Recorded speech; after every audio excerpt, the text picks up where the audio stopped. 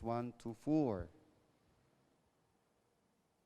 And it came about that while he was praying in a certain place, after he had finished, one of his disciples said to him, "Lord, teach us to pray, just as John also taught his disciples." And he said to them, "When you pray, say, 'Father, hallowed be thy name.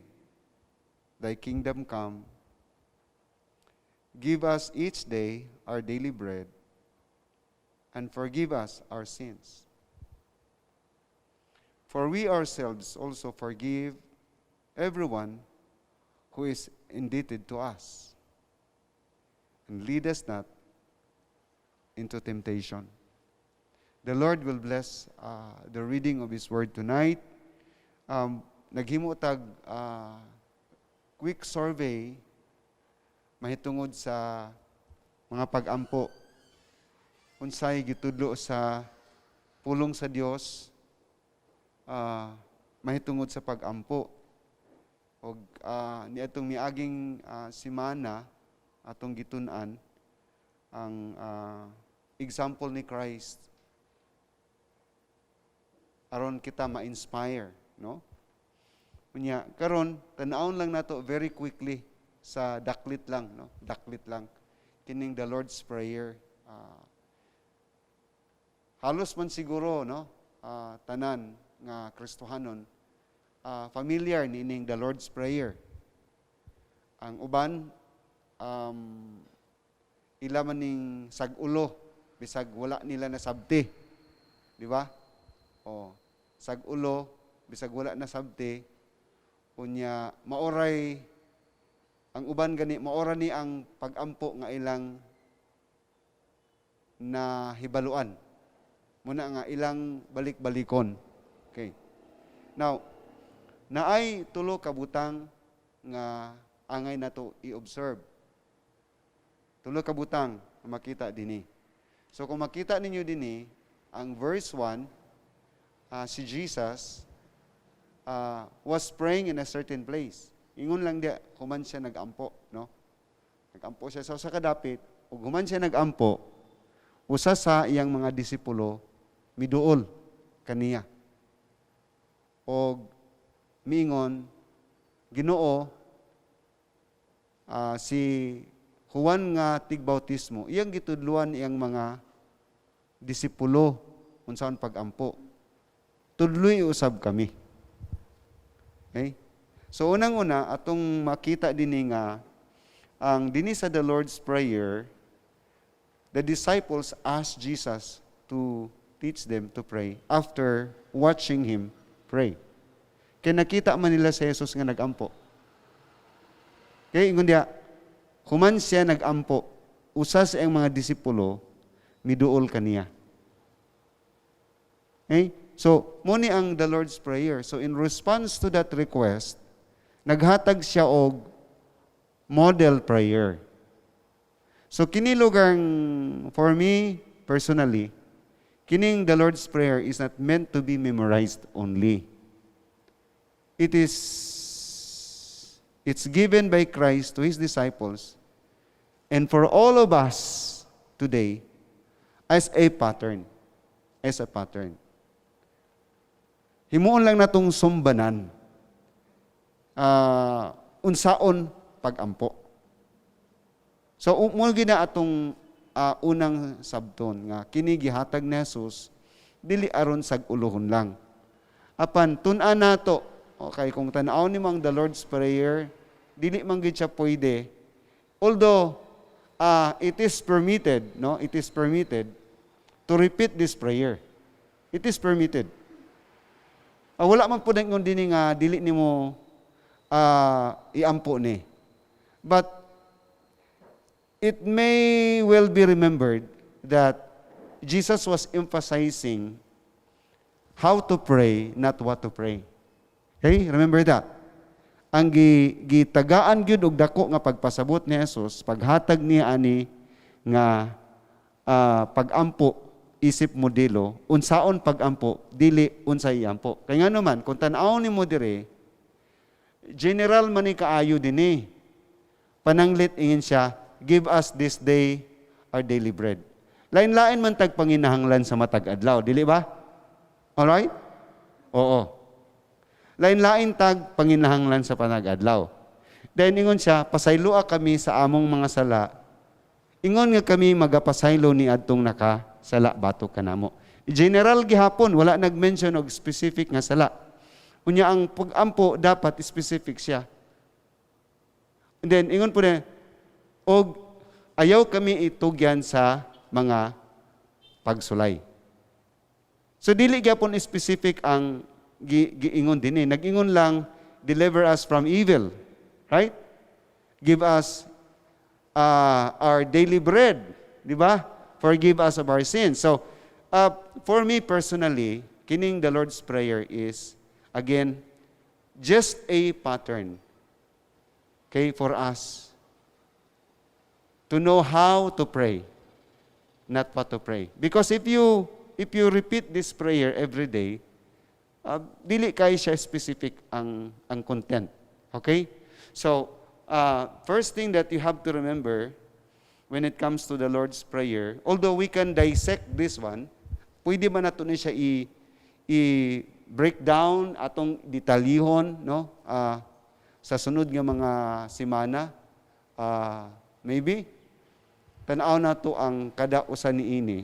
But para karon kinahanglan nga imong sabton nga kining model prayer tubag ni Jesus sa request hangyo sa iyang disipulo nga tudluan sila unsaon pagampo. So up to that point, no, nag-uban-uban nila sa kang Jesus. Wala pagyapon sila kanang insakto nga pagsabot unsaon pagampo. Pwede pod nga sa ato karon, no, sa taas-taas na nga panahon na Kristohanon, wala pa tay clear kayo nga understanding unsaon pagampo. Okay. So, si Christ atong model. So after watching Him pray, nangayo sila, nag-request sila, Lord, teach us to pray. In other words, si Christ ang atong model. Unsaon pagampo. Okay, unsa ganitong katong pagampo, example nga gipakita ni Jesus kanato last time. We learned last time nga si Christ, He prayed during crucial moments, no? During crucial moments in His life. So, ingana dapat atong pagampo. Di ba? Nagampo siya sa katong mga panahon nga naay kalisod nga iyang giagihan. Especially when He was appointing His 12 disciples and He was praying for their mission. So, that is, ingana ang pagampo ni Jesus. So, siya ang atong model. Kay nagkabantay man sila nga si Kristo gaampo. So, nagpatudlo sila. So again, balik ko na ko dapat sa mga crucial moments, dapat sa mga difficult times, dapat sa mga dangerous times, dapat mauna ang panahon nga kita magampo. Second, unsa ganito, very quickly, si Christ also displayed regular and intense prayer. Dili lang regular, kada adlaw, daily, but intense. Kanang masibuton, naagid ang yang emotion, di ba? Mainiton nga pagampo. Mao na ang gipakita ni Jesus sa pagampo ngadto siyang mga disciples. So kita kung magampo ta dapat naadya na atong tibuok hunahuna na atong pagbati, mainiton ta, intense, di ba? Kanang naay kainit, zeal. Yeah. And then, unsa pa to? He prayed aloud for the benefit of those around. Aron makadungog sila. Kinsa imong gisangpit, kinsa ngalan imong gisangpit. Naay panahon nga magampo ta in silence, di ba? But there were times nga si Christ Himself, iyang gipadungog ang mga tao sa iyang pagampo. Then unsa pa ganito, he interceded for his believers and future disciples and believers. Not only he was praying for his disciples that time, but he was praying for future believers. So, the Lord's Prayer. So si Christ ang atong model. The second thing that you need to observe is that the Lord's Prayer also provides a contrast to hypocritical prayer. Gipakita niya din ang kanabang difference, kalahian sa pagampo nga paron ignon lang, di ba? So kung basahon nimo sa Matthew chapter 6, 5 to 6, ingon siya kung kamo magampo, right? Ayaw kamo pagampo usama sa mga tao nga wa makaila sa Dios. Kay ganahan sila magampo diha sa mga kadalanan. Pagtindog diha sa mga sinagoga. Aron ilang ipakita nga reliyoso sila, di ba? Oo, aron ipakita nila nga gaampo sila. So, iyang gipakita dinhi kining the Lord's Prayer, iyang gisulti dinhi kung unsa gid ang pagampo nga sincero. Ang sincere prayer is not making impression to people, di ba? So, bantayan nato na siya. Kay daghan man mga tao, posible nga gampo ka pero naay hypocrisy sa imong pagampo, di ba? So, gani God iingon si Christ, ang amahan nasayod ng daan, di ba? Kung unsay inyong gikinahanglan. Sa ato pakita siya sa atong condition sa atong heart. Kay balo siya kung kana nga pagampo pakaron ignon lang. Importante na kay kung hypocritical mo gatong prayer, dili ta tubagon sa Dios. Di ba? Posible ba gid nga hypocritical ang imong pagampo ug ang akong pagampo. So, then ikatulo na tong i-observe is Jesus also corrected some abuses and misunderstandings regarding prayer. So, sa the Lord's Prayer, wala lang niya gitubag, wala siya naghatag og model prayer. Wala lang niya gipakita ang kanang gitawag difference sa sincere nga prayer against hypocritical prayers. Dinipod kining the Lord's Prayer, iya pong correct ang dili insakto nga pagsabot mahitungod sa pagampo.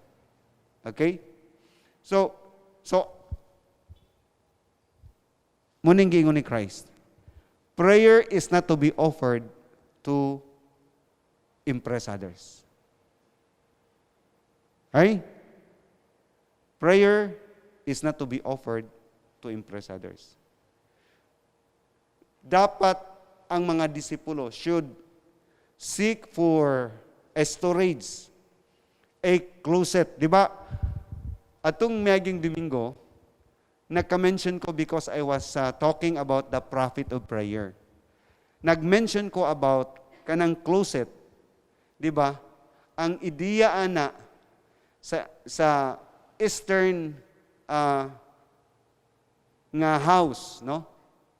Kanang gitawag interior nga design, kanang closet dito na sa iyang ground floor, it's a separate room. It was designed for a storage or privacy.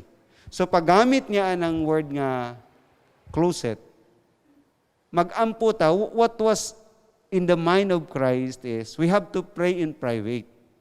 Musulod kita, you should have a place of privacy nga kamulang sa Dios. Dili man kailangan nga mahibaluan ka mag-ampo. Dili man kailangan nga magpabilib ka. Kay lagi ingon si Christ, kahibaluman imong amahan ng daan sa imong gikinahanglan. All right? Nya wala pod gi sa likway ni Jesus kanang kining pananglit ani group prayer. Wala siya nagpasabot nga magtipok ta, magampo, Pakita tano, pabilib tas mga tao, wala niya nag-reject. But this is a warning for believers. Nga diha sa congregation, magpabilib siya, magpa-karon ignon siya. Na warning diha. Okay? So, going back to ingon ni Christ, do not be like the pagans who love to praise standing in the synagogue, sa kadalanan, for them to be seen by men. Okay? Do not be like them, because God is not pleased with that kind of attitude and posture in prayer. And then, lastly, Jesus also prohibited long-winded prayer in an attempt to manipulate God. Ayaw po ninyo sunda ang mga pagano, people, katawhan nga wa na kaila sa Dios. Ayaw kamo paggamit og daghang mga pulong. Kaya ang mga pagano, nagtuo sila nga kung daghan ang pulong ang ilang gamiton, eloquent sila, maay pagkanay, taas nga pagampo, nagtuo sila nga tubagon sila sa amahan. Ingon si Christ, dili. Gani, nasayod na lagi ang iyong amahan kung unsay inyong gikinahanglan. So, na may mga panahon nga si Christ, He prayed for taas nga panahon. May panahon nga He prayed for tibok gabi. Tibok gabi nag-isaka siya sa bungtod. And then, nag-ampo siya sa tibok gabi. Napoy pag-ampo niya nga, sayos kabuntago, nag-ampo siya. And then, he repeated that kind of habit of prayer. So, dili siya supak o taas nga pag-ampo. Ang iyang gibadlong din kana bang wordy nga prayer. Nga nagtuota nga kung hanay atong pag-ampo, nga grammatical atong pag-ampo, na kama, na period, tubagon tas Ginoo, dili na mo. Ang gusto ni Kristo yang gitudlo, nga kinahanglan mo salig ta sa atong amahan ngadto sa langit.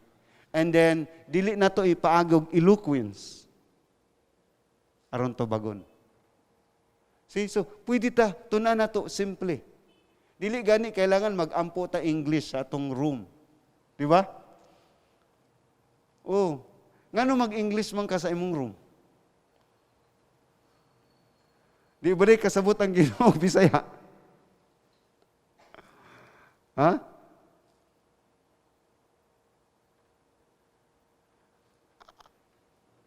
Ako most of the time, maampo ko, English akong gamiton. Sayon man gud sa ako. Sayunan ko ba? Naanad ko. Una po'y panahon nga, mag-ampo ko sa simple gate nga Cebuano. So ayaw pagtuo nga kung English imong inampuan, mas tubagon ka. Kung taas imong inampuan, mas tubagon ka. Wrong na. So, mauna ang the Lord's Prayer. Tulo ka butang. Okay? Sa itong tulo ka butang, Jesus responded to the request of His disciples to teach them to pray. Second, He contrasted hypocritical prayer sa gitawag og sincere nga prayer. And then, He corrected some abuses and misunderstandings of prayer. Okay? So, humani ini, nagtuo ko nga, nanatay ideya. Unsay pag-ampo? Unsaon pag-ampo sa insakto? Okay? So, ang Ginoo magapanalangin kanatong tanan, madto kita sa atong mga alampuon karong kagabion.